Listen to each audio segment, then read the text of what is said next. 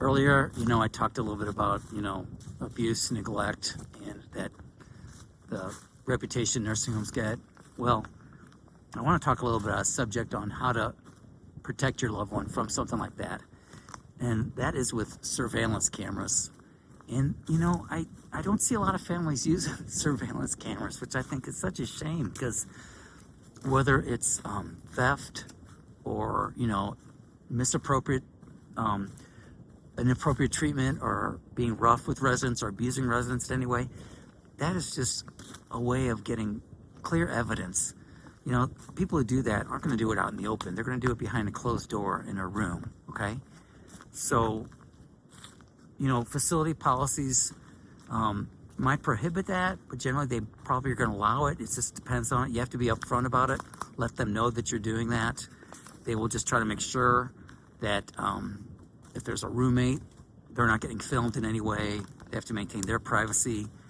And really, you don't have to make it private. It's almost better to make it public and let people know about it, because then staff know, oh, hey, are going to see me whatever I do in that room. And, when it comes to theft, I think surveillance cameras were probably the only time I could really confirm and substantiate that it happened. The rest, you could never find them most of the time. Very, very, right off the top of my head, I can't remember doing one where I substantiated without a surveillance camera. So that keeps them from, taking stuff.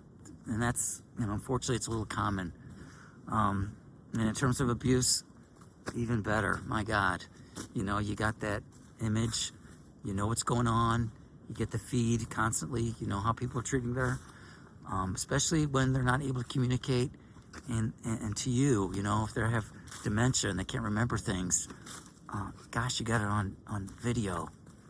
So, yeah, I highly recommend a surveillance camera in your loved one's bedroom. I wish everybody would have them. As a matter of fact, they should have them, actually. It just make things a lot better. You wouldn't be having that sort of thing happen. What else? I know you'll have to sign some agreements and promise not to be shooting others. Try to get it logged in so that you can have access to it and look back over the last 24, 48 hours and just review those things. And I think that's it. Okay. So, my next video is going to be about, things a family needs to be aware of when they have somebody going in a nursing home in terms of protecting their loved one and others so that they're not being a risk. Because you as a visitor going in a nursing home, you don't want to be causing harm to others, do you? So I'm just going to go over some of the things that you should be aware of to keep everybody safe. Okay? So, hey, if you like this video, go ahead and give me a thumbs up.